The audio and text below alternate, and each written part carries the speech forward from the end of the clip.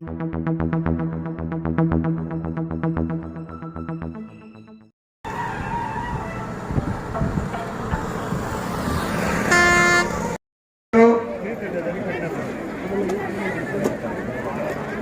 MP పెద్దలు రెడ్డప్ప గారు, మీ ప్రీతమ శాసనసభ్యులు యువ నాయకుడు శ్రీ వెంకయ్య గౌడ గారు,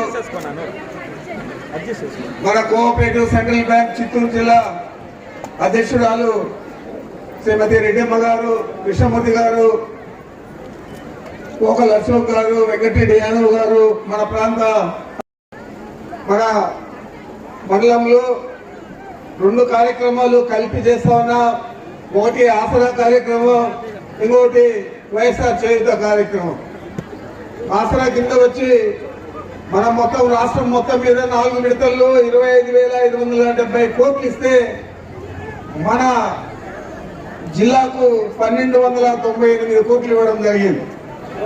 అదేవిధంగా మన నియోజకవర్గానికి 193 కోట్ల 17 లక్షలు 4 విడతల్లో కలిసిస్తే మన మండలానికి 38 కోట్ల 51 లక్షలు ఇవ్వడం జరిగింది. కేవలం 9,314 మందికి 38 కోట్ల 51 లక్షలు ఇవ్వడం జరిగింది. అదేవిధంగా చేయూత కింద ఎవరైతే 45 సంవత్సరాల నుండి 60 సంవత్సరాల దాకా ఉంటారో వారందరికీ కూడా 75,000 లెక్కన 4 విడతల్లో ఇచ్చారు. ఈ 4 విడతల్లో రాష్ట్రం మొత్తం మీద 5,060 కోట్ల 49 లక్షలు ఇస్తే మన జిల్లాలో 707 కోట్ల 86 లక్షలు అయితే మీ నియోజకవర్గంలోనే అతి ఎక్కువగా 133 కోట్ల 85 లక్షలు ఇవ్వడం జరిగింది. మన బైరెడ్డిపల్లిలో కూడా 14,048 మందికి 26 కోట్ల 34 లక్షలు ఇవ్వడం జరిగింది. నేను ఒకటే మిమ్మల్ని అందరినీ అడుగుతా ఉన్నాను, ఇంత ఏ రోజైనా 14 సంవత్సరాలు ముఖ్యమంత్రిగా ఉన్నాడు చంద్రబాబు నాయుడు, ఇంత పెద్ద ఎత్తున ఏ రోజైనా ఆర్థికంగా మన మహిళా సంఘాల సభ్యులను ఆదుకున్నారా అని అడుగుతా ఉన్నాను. ఏ పొద్దు కూడా చేయలేదు. ఆయన చేయాలనే ఉద్దేశం కూడా ఉండదు. ఎన్నికల ముందు చెప్తాడు, ఎన్నికలైన తర్వాత మోసపూరితంగా కుట్రపూరితంగా వ్యవహారం చేస్తాడు. మీరు చూసారు 2014 ఎన్నికల్లో ఏం చెప్పాడు? దాదాపు 600 హామీలు ఇచ్చాడు, 100 పేజీల మేనిఫెస్టో ఇచ్చాడు, అధికారంలోకి వచ్చాడు, మహిళలను మోసం చేశాడు, రైతులను మోసం చేశాడు, యువకులను మోసం చేశాడు. ఆ రోజు యువకులకంతా కూడా ఇంటికి ఒక ఉద్యోగం అన్నాడు. గోడల మీదంతా రాశారు బాబు వస్తే జాబ్ వస్తుంది అని చెప్పి. బాబు వచ్చాడు, పేద నిరుద్యోగులు ఏదైతే ఉద్యోగాలు చేస్తూ ఉన్నారో కాంట్రాక్ట్ ఉద్యోగులుగా 2 లక్షల మందిని 3 నెలల లోపల తీసేసిన ఘనత కూడా చంద్రబాబు నాయుడుకి.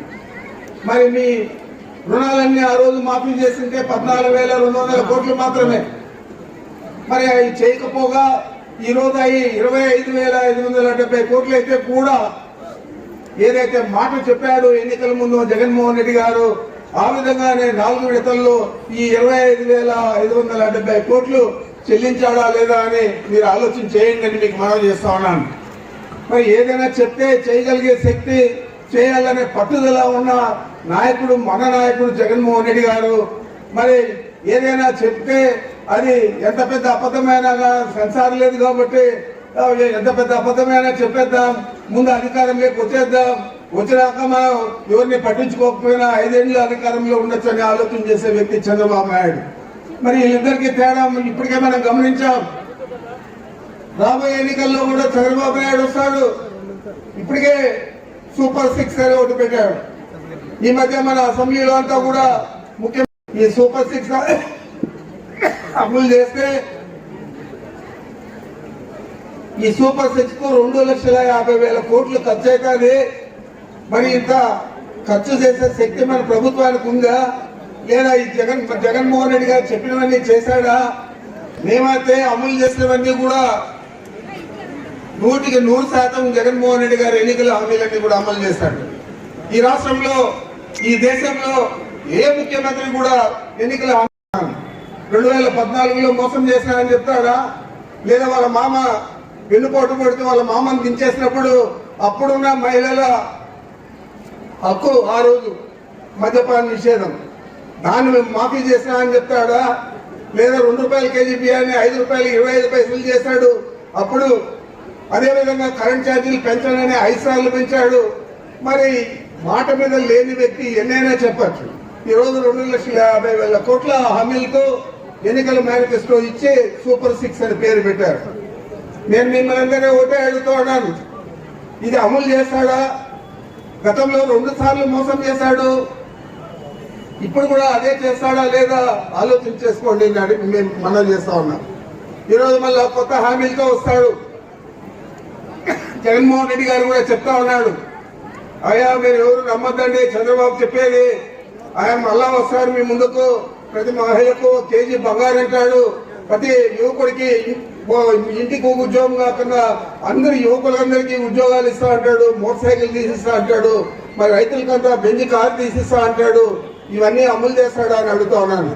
మనమేమో ఎన్నికల్లో హామీలు నెరవేరిస్తే చంద్రబాబు నాయుడు ఏం చెప్పాడు మీరు ఆలోచన చేయండి. చంద్రబాబు నాయుడు ఆ రోజు ఏం చెప్పాడు, ఈ ఎన్నికల హామీలన్నీ నెరవేరిస్తే ఇది శ్రీలంక అయిపోతుంది, ఈ రాష్ట్రం దివాలా తీస్తుంది అని చెప్పాడు. మరి ఏ రకంగా ఈ రోజు నువ్వు 2,50,000 కోట్ల హామీలు సూపర్ 6 అని ఇచ్చావని నేను అడుగుతా ఉన్నాను. ఇవి అమలు చేస్తాదని వీలైతుందా అని అడుగుతా ఉన్నాను. అందుచేతే మీ అందరికీ తెలియజేస్తా ఉన్నా, చంద్రబాబు చెప్పింది చేయడు, జగన్మోహన్ రెడ్డి గారు ఏం చెప్తే అది చేశాడు, రాబోయే రోజుల్లో కూడా చేస్తాడు అని కూడా మీకు మనం చేస్తా ఉన్నాను. ఈరోజు మళ్ళా కొత్త పొత్తులు, నువ్వేమో మన ఊళ్ళల్లో తిట్టుకున్నట్లు ఈ కొలయకాడో లేకపోతే ఏడవతో ఆడోళ్ళు తిట్టుకున్నట్లు మోడీ గారు చంద్రబాబు నాయుడు గారు తిట్టుకున్నారు. తిట్టుకొని వాళ్ళ కుటుంబాన్ని కూడా, కుటుంబంలో ఉండే వ్యక్తులను కూడా దూషించిన చంద్రబాబు నాయుడు ఈరోజు మళ్ళా సాగిలపడి బీజేపీతో పొత్తు పెట్టుకున్నాడు. ఒక పక్క బీజేపీ, జనసేన, మరి ఈయన. నీకెందుకు పొత్తులు, నీ ప్రజాబలం ఉంటే అని అడుగుతా ఉన్నాను. మా నాయకుడు సింగిల్ గానే పోటీ చేస్తా అంటా ఉన్నాడు. ప్రజాబలం ఉంది, ప్రజలందరూ నా వైపు ఉన్నారనే నమ్మకం జగన్మోహన్ రెడ్డి గారికి ఉంది. నువ్వు ఎప్పుడు మోసం చేస్తానే ఉంటావు కాబట్టి, ప్రజలు ఎవరు నీ పక్షాన్ని లేరు కాబట్టి ఏదో ఒక రకంగా మనం ఎన్నికలకు పోవాలని చెప్పి అందరితో కూడా పొత్తులు పెట్టుకోవడం జరిగింది. ఏదైనా మన ఊర్లో కూడా నడుస్తూ ఉండాలంటే, ఒక వికలాంగుడు నడవాలంటే ఒక ఊదకట్టి కావాల. ఈయనకు ఇప్పుడు 3 ఊదకట్లు పెట్టుకొని నడుస్తూ ఉన్నాడు ఈ ఎన్నికల్లో. చంద్రబాబు నాయుడు ఎన్ని పొత్తులు పెట్టుకున్నా, ఎన్ని ఆలోచనలు చేసినా, మోసపూరితంగా కుట్రపూరితంగా వ్యవహారం చేసినా ప్రజలు నిన్ను నమ్మరు. జగన్మోహన్ రెడ్డి గారిని నమ్ముతారు. నమ్మింది జగన్మోహన్ రెడ్డి గారిని ఎత్తేతంటే ఆయన చెప్పింది చేస్తాడు, చేసి చూపించాడు. మరి నువ్వు చెప్పావు, మోసం చేశావు, కుట్రపూరితంగా వ్యవహారం చేశావు, రేపు కూడా అదే విధంగా చేస్తావు అని చెప్పి మీ అందరికీ తెలుసు, మా అందరికీ తెలుసు, ఈ రాష్ట్ర ప్రజలందరికీ కూడా తెలుసు. కావున మిమ్మల్ని అందరినీ కూడా నేను కోరుకుంటా ఉన్నా, మిమ్మల్ని అందరినీ కూడా జగన్మోహన్ రెడ్డి గారు హక్కును చేర్చుకొని మీ కుటుంబాలన్నీ ఆర్థికంగా ముందుకు పోయే విధంగా పనిచేశాడు ఈ 5 సంవత్సరాలు. మీకు తెలుసు, కరోనాతో 2 సంవత్సరాలు పోయింది ఆయన జగన్మోహన్ రెడ్డి గారు. మరి ఆ విధంగా వారు పనిచేస్తూ ఉన్నారు, ప్రజల కోసం పనిచేస్తూ ఉన్నారు. ఈయనేమో తన స్వార్థపూరిత ఆలోచనలతో 5 సంవత్సరాలు కూడా వృధా చేశాడు. 2014 నుంచి 19 దాకా. ఆ రోజు నేను క్యాపిటల్ కట్టిస్తా అనే అక్కడ కూడా లక్షల కోట్ల భూములన్నీ కూడా వారికి కావాల్సిన వారికి, ఆయనకు అందరూ కూడా దారాదత్తం చేసుకొని దురాలోచనతో రియల్ ఎస్టేట్ వ్యాపారం చేయాలనుకుంటే, మన ప్రభుత్వం వచ్చిన తర్వాత జగన్మోహన్ రెడ్డి గారు దాన్ని అడ్డుకొని తప్పకుండా 3 క్యాపిటల్స్ ఉండాలని చెప్పారు. కానీ ఉండకూడదు. దురాలోచన చంద్రబాబు.